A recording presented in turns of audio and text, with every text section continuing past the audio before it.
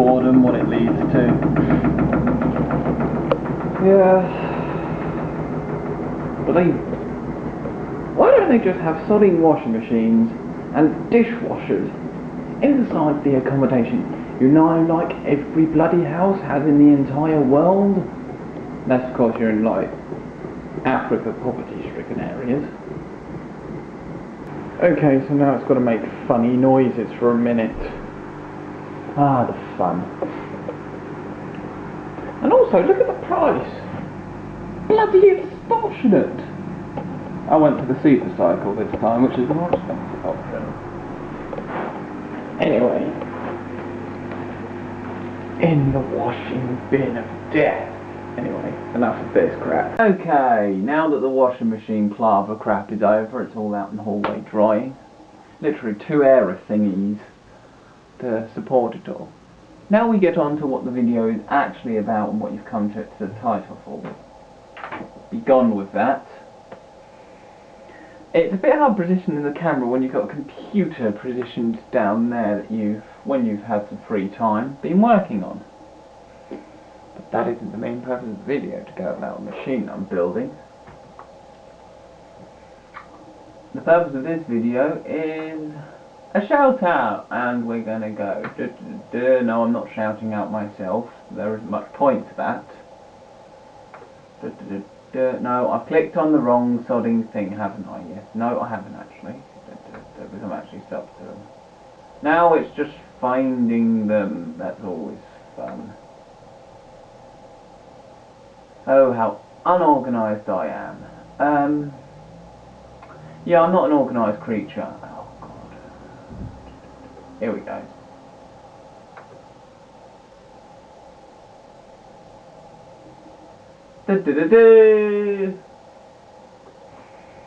Let's grab the camera.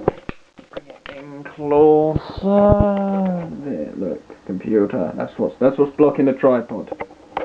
Say bad computer. Insert disc B. Now, this fella's been, I think they're male anyway. It doesn't say any information down there. And hometown Balster or something. I'm probably pronouncing it incorrectly. And I do not have a clue where that is. It just sounds like somewhere in Europe. I'm not entirely sure also which country. I'll have to put some research into that. But what we have here is essentially someone who uses something called APB Music Editor. Yes, I just read that. And recreates game music with it. And at the moment they are only on...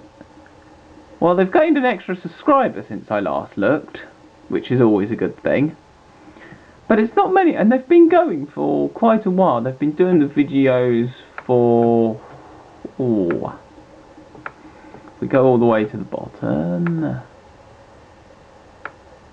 About 8 months. They've actually been on YouTube itself for quite a long time, since 2010, if I know, 2006.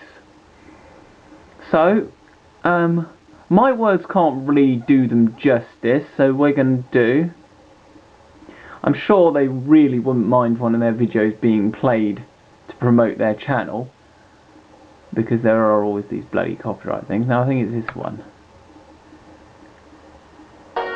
Yep.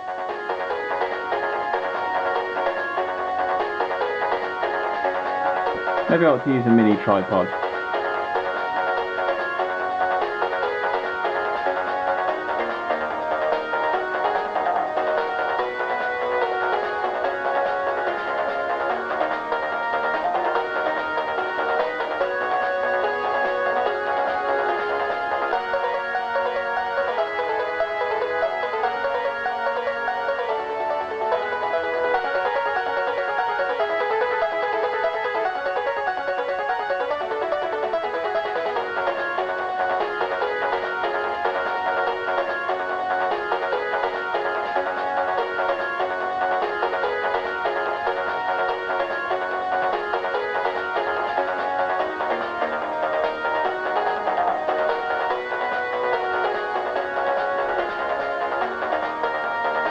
My arm, mate.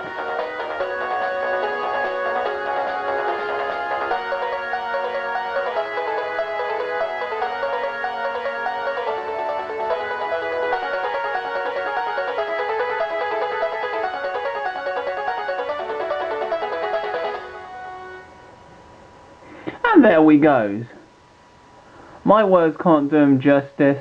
Check them out and see for yourself, because I'm sure more than 15 people on the entire planet would actually like this kind of stuff. I mean, I reckon it's bloody awesome. And we have a few others who, some which are subscribers to my channel, some which aren't, who have commented there.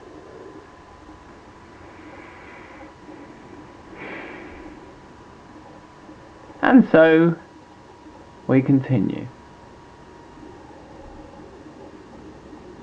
Oh, I see this. I got a bit confused between subscriptions and subscribers there. Yeah, they're one who are subscribed to a lot of people. So, go check them out. Because you never know, you might quite like what they do. I certainly do.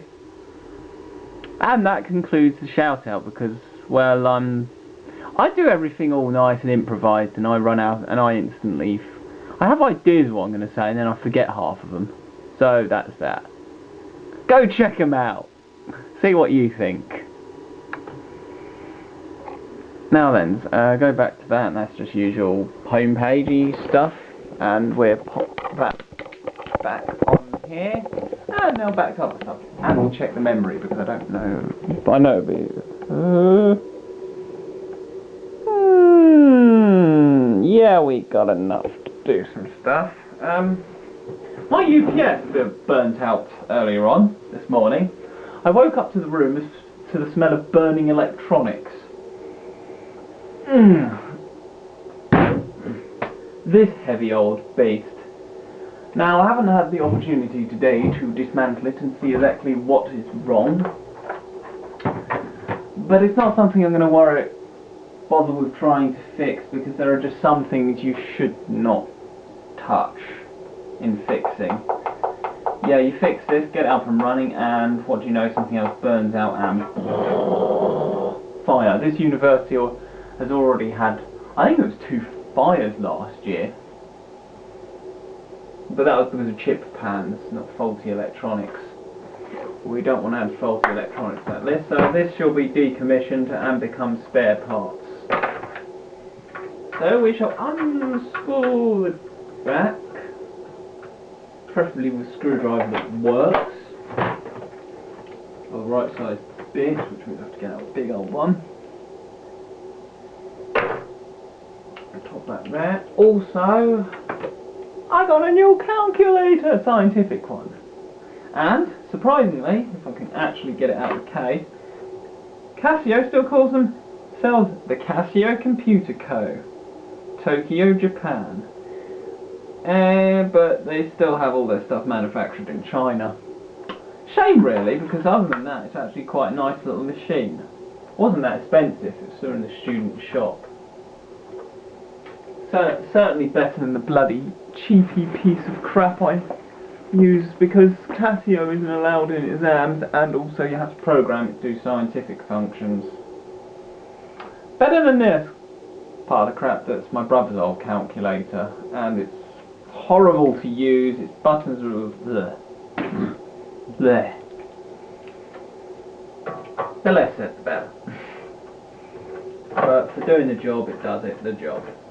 Now, okay, it's this way before we dismantle it. Yes, I'm not used to unscrewing screws with my hand. I probably should pause it here, but you can just watch me unscrew a case.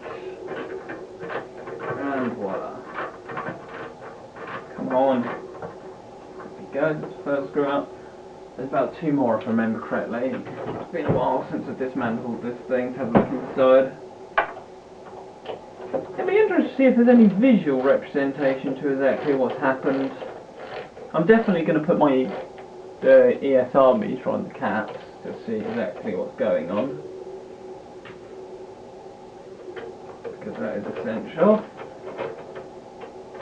There seems to be some bit of skanky blue tack stuck to the side. I'm not sure where that came from. This thing was immaculate before it went down there, and now it looks really grubby. But then I often use it as a footrest because the thing is, it's warm. But then this morning it was really hot. It was burning my feet. So like, yeah, and there's a dodgy smell in the room. Might be worth checking out the hot electronic device. So we pull off of that. And at least the lead acid battery hasn't exploded or leaked. did, it would probably made a mess. Oh, God. Come off. Oh, I need more room to manoeuvre. Here we go. There we go. Okay, that's its case removed. And so we have inside the UPS. I'm hoping the camera's going to autofocus on it pretty quickly, because it's a heavy bit of kit. Now obviously before I even want to touch anything on this, I want to disconnect the battery, disconnect the power source, and then you want to discharge all the capacitors before you do any probing whatsoever.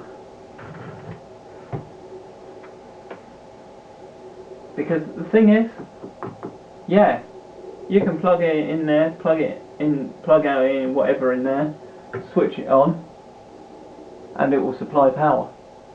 But the rate it is, okay, so that's the card sorted out of discussing this. So let's check if the battery is any good, because the battery can probably be reused if it is any good. If not, it's destined for the dump. So the shredded and turned into new lead acid batteries to be used in cars and other UPSs and other things. They like to stick lead acid batteries into burglar alarms. A burglar alarm isn't lead acid battery like that. It was replaced last time it came around. I was tempted to save it because it might have been useful to me, but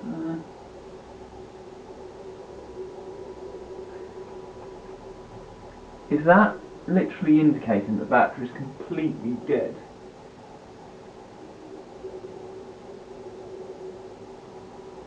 Essentially in a form, yes. In other words, the UPS hasn't been charging it.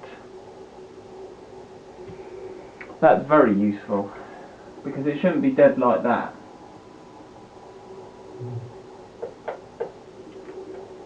And it shouldn't be that hot either.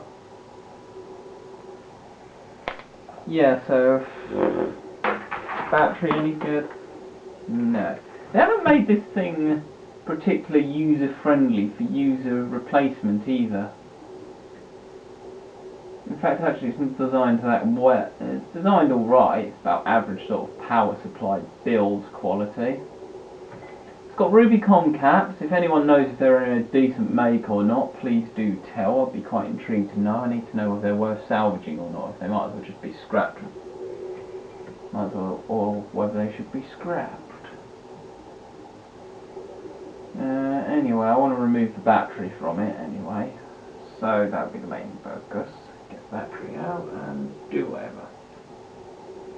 Got a nice big old transformer. There's loads of bits you can salvage from it. Lots of salvage. Pretty dismal day out there. It's rainy and horrible. Well, it's not rainy. It's on the council flat. It's actually quite amusing when some of the chavvy families that live in the council estate decide to have an argument over something. Like, you know, the sort of usual chavvy accent sort of thing. It's not one of the nicer council estates, no way. And let's see if the telephone ports fit Ethernet cables, because that will mean they're useful. Yes, Ethernet cables fit. Excellent. So I can build my own little cable tester essentially. Excellent. Doing networking, I'm going to need a cable tester, and they're quite expensive pieces of kit. So I'll unplug the battery. Come on.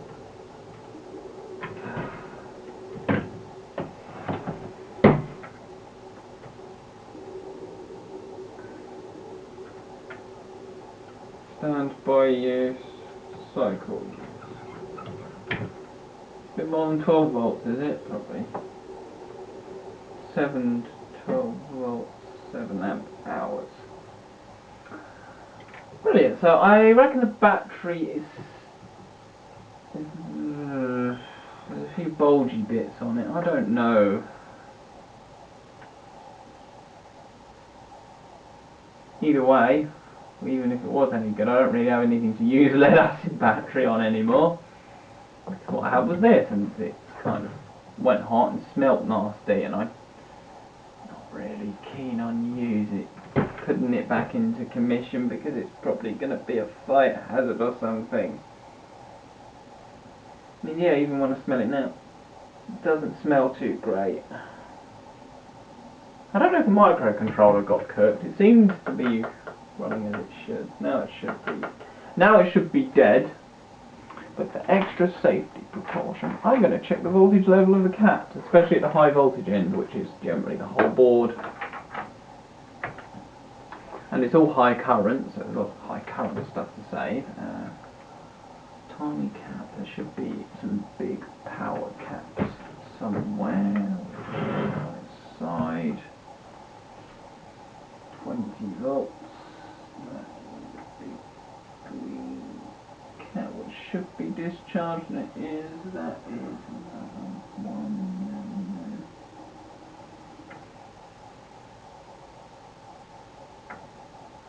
Yeah, probably one. Yeah, discharged. 50 volt. Yeah, I definitely don't want 50 volts flying through Kingdom. 0.83. Yeah, we can say that's safe. There's a fuse there that hasn't blown. Brilliant. The caps are like they're hand soldered on. Nothing in there. Nothing in there.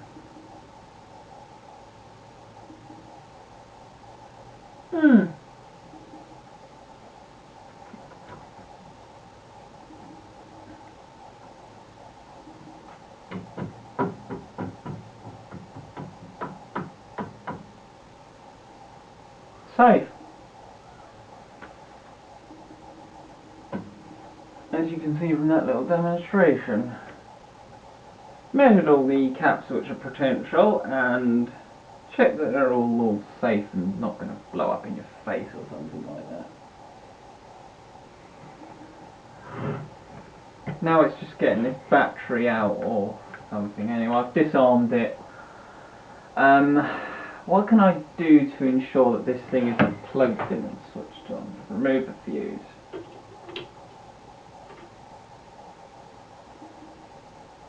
Which has got a dead fly in, which is lovely.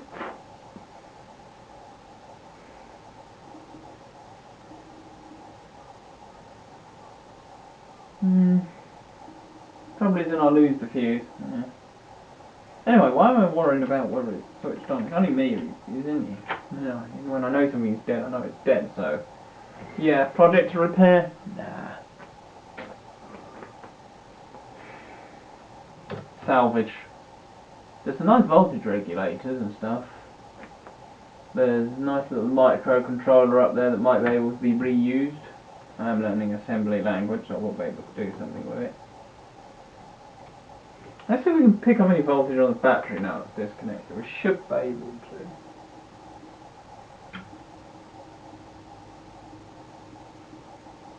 It might actually be a safety feature of this thing when whatever went wrong with it, for it to discharge the battery. I don't know.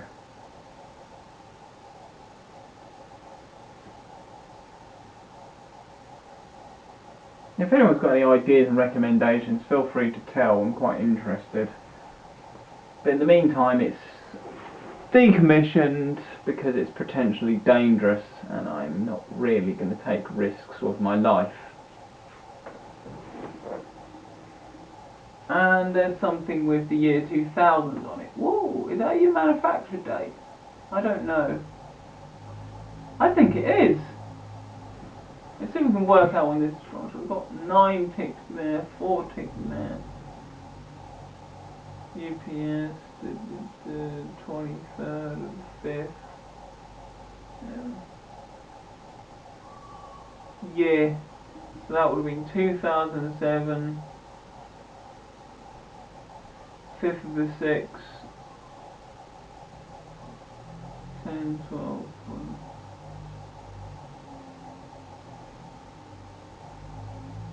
...2007, not that old. Not old at all. Yeah, so that does that. So let's check the ESR on the caps then, and play with my new toy that I got from that recently. Check the timing on the camera, and there is a minute, so there's enough time to check for a dead cat. So first off, somewhere we have our big ass caps, which are in there. Not actually that big. Monitoring for components. Analysing. Well, the ESR is not bad. It can't measure the capacitance because it's in circuit. Well, it can measure in circuit capacitance. It depends on how the circuit's linked up. If they're all parallel together, it tends to. I don't really want it to drop on the floor.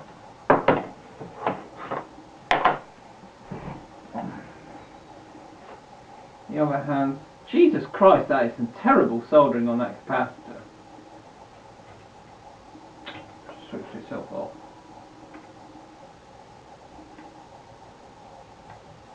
Ah, it's picked up its capacitance saying 1074 US. Let's actually have a look at the value on it. The value on the cap cannot be seen from that side. It is a 1000 US by the looks of it. Yeah.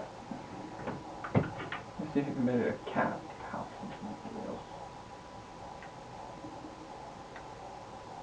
Yeah.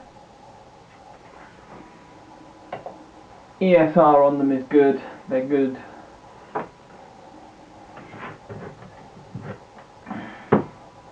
The question is, what would have caused it to... I'm not sure whether that dodgy looking soldering is actually of someone who really needs to learn to solder at the factory, or if it's from it getting hot, because it smelt hot enough that the solder would be melting. I think these black line bits are like high voltage danger errors, but then they seem to be behind all... I don't know what they're for. They're to represent. But anyway, if you have one of these and you're debugging it, do not switch it on with the case removed. That's just damn stupid. Take the case off, check all the caps for